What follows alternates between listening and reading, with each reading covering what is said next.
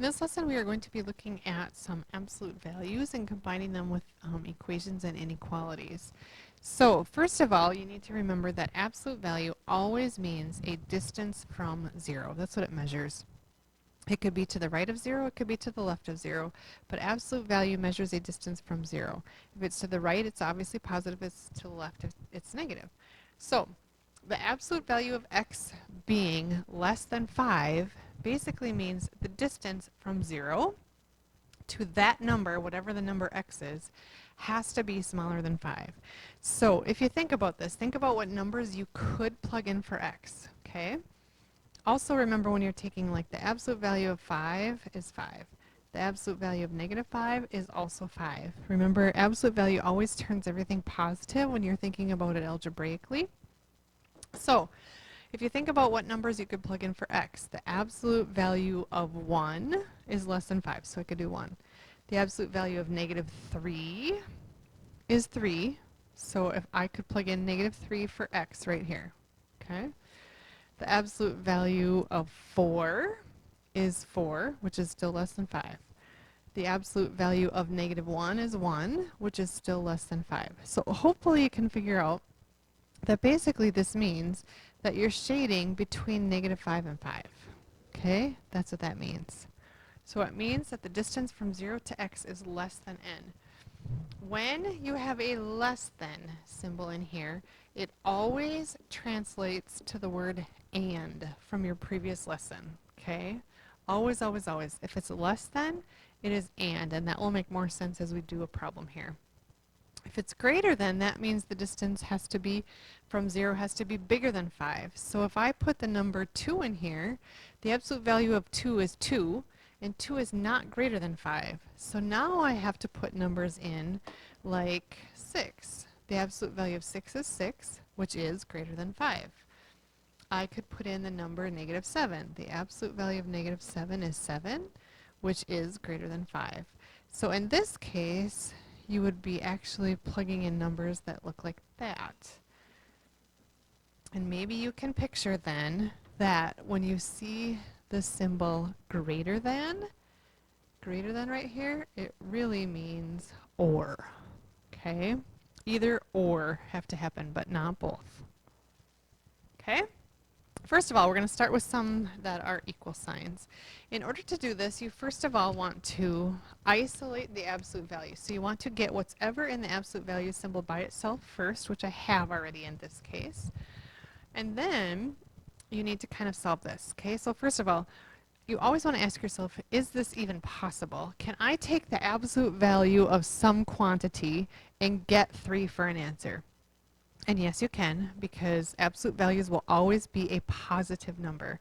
So I can take the absolute value of something and get a positive 3 for an answer. If it was negative 3 over there, you can't take the absolute value of a quantity and get negative 3. That's not even possible. Okay? So I can take the absolute value of a quantity and get positive 3. Now, when you do absolute values, you have to make yourself 2 equations. You're going to split this now. Once you get the absolute value isolated, which I do, this absolute value symbol is by itself, then you're going to make 2 equations. One of them you'll see just like it is, and then the other one you'll go x minus 4 equals negative 3. The reason for that is from this point, like, you can move to the right or you can move to the left. So you need 2 equations because you need a positive and a negative. Okay? And then I will add 4, and I'll get x equals 7. And here I will add 4, and I will get x equals 1. So I can plot 7 as an answer and 1 as an answer. If you plug those back in, check them. When I plug in 7, 7 minus 4 is 3. The absolute value of 3 is 3. When I plug in 1, I have 1 minus 4 is negative 3, and the absolute value of negative 3 is 3. That's why we need 2 equations, because I need to figure out what quantity would make this be positive 3, because the absolute value of positive 3 is 3, And what would I plug in for x to make that quantity be negative 3? Because the absolute value of negative 3 is also 3. That's why I need two equations. Okay? Here's another one, only this time I do not have what's in the absolute value symbol isolated first, so I need to get this piece by itself first. If I have anything beside it, outside it, around it, it needs to be moved first. So in this case I do, and I will subtract 7, and I'll have the absolute value of 2x plus 5 equals 13. Once you have that absolute value symbol isolated, then go ahead and ask yourself, first of all, is this even possible? Can you take the absolute value of a quantity and get positive 13 for an answer? And yes, you can. Okay, you could not get negative 13 for an answer, but you can get positive 13 for an answer. So this is possible. Okay, then once you know it's possible, go ahead and split it so that you have two equations. So you're going to do one as is, 2x plus 5 equals 13. And then the other one is 2x plus 5 equals negative 13. Notice the only thing you switched was this and this. I did not make it 2x minus 5 in between. That's the only thing I switched. The reason is the absolute value of 13 is 13, and the absolute value of negative 13 is also 13. So you need those two equations. Okay? Then I will just go ahead and solve them. Subtract 5, and I'll have 2x equals 8, divide by 2, and x equals 4 as my first answer. And then over here, subtract 5. 2x equals negative 18. Divide by 2. And x is negative 9. Okay? So I have 4 and negative 9.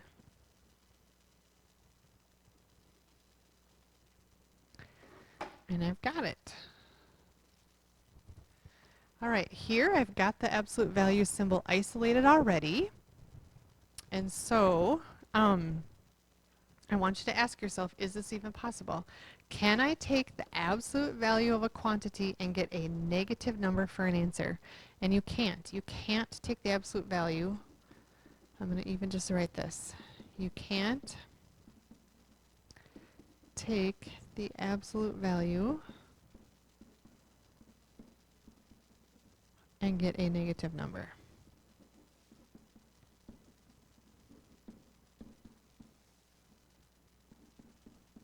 Okay, so guess what the answer to this one is? No solution. Can't happen. Okay? All right, this one now I've got a couple different things going on, but I do have absolute values in here. We are doing inequalities now. Same rules apply. Okay, so first of all, I want you to isolate the part that's in the absolute value symbol first. Okay, that's the first thing you need to do. So you need to move anything, you know, in front of it, around it, behind it, whatever. So I will divide by negative 4. Okay, when you divide by negative 4, remember that you need to switch the direction of the inequality. So now I have the absolute value of x plus 5 is less than or equal to negative 16 divided by negative 4 is 4. Okay, and now you need to ask yourself, at this point, once you have the absolute value symbol isolated, this is where you start asking yourself, is it possible? Okay, so is it possible to take the absolute value of a quantity and get a number that is less than 4? And that's true, because the absolute value of 3 is 3, which is less than 4. The absolute value of negative 2 is 2, which is less than 4. So you can take the absolute value of something and get a number less than 4, less than or equal to 4. So that is helpful. Okay, now at this point, you're going to split this just like you did when there was an equal sign in there. So I will split this, and I will go like this. X plus 5 is less than or equal to 4. So one equation just like you see it, and one equation when you're dealing with inequalities where you switch the direction of the inequality and you switch the number after it. Okay? Don't switch what's inside the absolute value symbol at all. Never switch the sign on that. Just switch the direction of the inequality symbol and the number after it. Okay? And now you'll subtract. And I'll have x is less than or equal to negative 1. And over here I will subtract. And I will have x is greater than or equal to negative 4. Now, what you have to pay attention to, again, once you get the absolute value symbol isolated, which I do, at this point is when I care. Do I fill this in with the word and or? Okay? And if it is less than, you fill it in with the word and. You never decide that until you get to the point where you have the absolute value symbol isolated or by itself, like I do here. Okay? So this is key. Okay? Now, this is kind of my rough draft here. When I rough draft this, I'll have x is less than or equal to negative 1, and x is greater than or equal to negative 4. Okay? Because of the word and in the middle, the only thing I care about is where they overlap. And they overlap between negative 4 and 1. They both happen to be colored in, so my final draft will actually look like this. Okay? And I'm shaded in from negative 4 to 1. Both of those points are included. And then set of all x such that, and again, I'm shaded between negative 4 and 1. So I'm going to go negative 4 is less than x is less than 1. Underline both of those actually because they are colored in. All right, so here again, you need to isolate the absolute value symbol first. So I'm going to get this by itself. So I will subtract 3. Sorry, add 3, not subtract.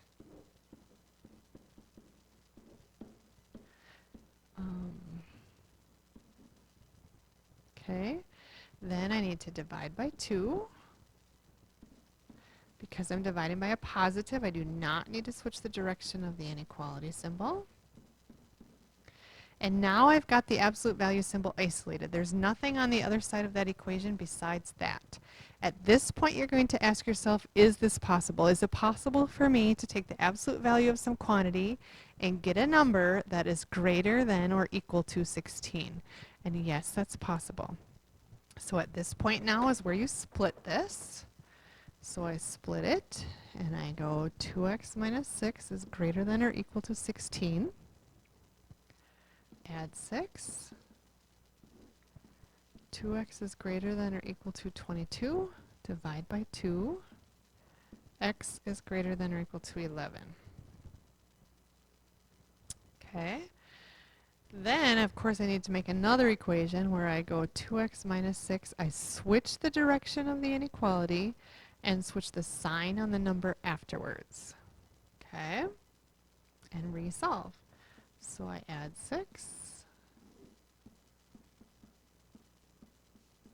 Divide by 2. X is less than or equal to negative 5. Okay? This, again, once you have this absolute value symbol isolated by itself, is where you decide, do I fill this in with the word and or? And because it's greater than, here I fill it in with the word or. Okay? So here I would shade, this is my rough draft, where x is greater than or equal to 11, or less than or equal to negative 5. Okay? Because it's or, I do not need to worry about the overlap. I just want to worry about where there's any coloring at all. So really that could have been my final draft, but I will do it this way. Instead, so it should look like that. Okay. In set notation, when you've got two branches like this, you need to describe both branches for me. So the left branch has x values that are greater than, or less than or equal to, negative 5, or, and then the right branch has x values that are greater than or equal to 11. And then in interval notation, the left branch goes from negative infinity up to negative 5, and it's colored in, so it will be a bracket put together with the right branch is colored from 11 all the way up to positive infinity. All right, and this one, it is an inequality. I have the absolute value symbol isolated already. So my question is it possible for me to take an absolute value and get a number that is smaller than 0. In other words, a number smaller than 0 has to be a negative number. When you take the absolute value of something, you can never get a number that is smaller than 0. So I'm just going to do this. Absolute values will never be smaller than 0. Okay, so the answer to this one is simply no solution. Okay, and you can fill that in like that if you want. So you can't have an absolute value smaller than 0 ever. Okay? The only difference between that one and this one is if I have added that little equal sign in here. Okay? Because of the equal sign, you can take the absolute value of a number and get a number that is smaller than or equal to 0 because the absolute value of 0 is 0. So now that I added that little underline symbol in there, it actually is possible now.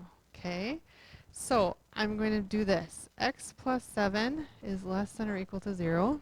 And by the way, if you'll think about splitting this, x plus 7 is greater than or equal to 0. It doesn't really matter. You're going to get the same answer anyway. So here we go. I'll do this. Negative 7. X is less than or equal to negative 7. Over here, subtract 7. X is greater than or equal to negative 7. Now, because it's a less than symbol right here, you have to fill it in with the word and. Okay? So when I rough draft this, this is what this is going to look like. X is less than or equal to negative 7 will go like this. X is greater than or equal to negative 7 will go like that. Because it is and in the middle, the only thing you care about is where they overlap. And the absolute only spot they overlap is at negative 7. And that is it. It is the only spot they overlap. So on your final draft, you should have just this. In set notation, you'll go the set of all x such that x is negative 7. That's the only spot I care about. In interval notation, it'll go like this. Just the point negative 7.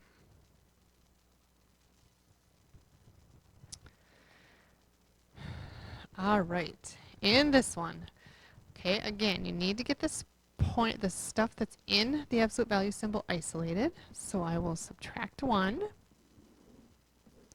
and then I will have negative 2 times the absolute value of x minus 6 is less than or equal to 6. Divide by negative 2. So I'll have the absolute value of x minus 6. Because I divided by a negative, I need to switch the direction of the inequality. Is greater than or equal to negative 3. Okay, and at this point you want to ask yourself, is this possible? When you take the absolute value of a number, are you going to get, or a quantity, can you get numbers that are greater than or equal to negative 3? And when you take the absolute value of a number, it will always be positive, and all positive numbers are greater than negative 3. So guess what? You probably don't even need to go any further. Every single positive number is greater than negative 3.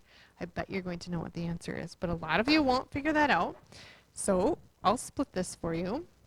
And I'll go x minus 6 is greater than or equal to negative 3. Add 6. And I get x is greater than or equal to 3. And then over here, I'll have x minus 6 is less than or equal to positive 3. So switch the direction of the inequality and the number after. Add 6. And I'll get x is less than or equal to 9. Okay, so when I graph the left, I'll have x is greater than or equal to 3. When I graph the right, x is less than or equal to 9. Would look like that. And now, once I get this isolated, like right here, I have it isolated, and now I want to decide what word do I have to fill in right here. And if it's greater than, it's or. And or is wherever there is any color at all. Well, guess what? There is color every single spot on this graph. So your answer here would be actually all real solutions. And the way you write all reals in set notation is like that. And in interval notation is like this. We've talked about that a lot already. And actually your final graph would go like that. All right, last one. Okay, I've got the absolute value symbol isolated. Okay, and so I want to ask myself, is it possible for me to take the absolute value of some quantity and get a number that is less than negative 3? So can I take the absolute value of a number and get something like negative 4, negative 5, negative... Again, absolute values will never be less than negative 3. Okay, so I will write this. Absolute values can't be less than negative 3. I'm just going to write this. They are positive numbers. Okay? Answer, no solution.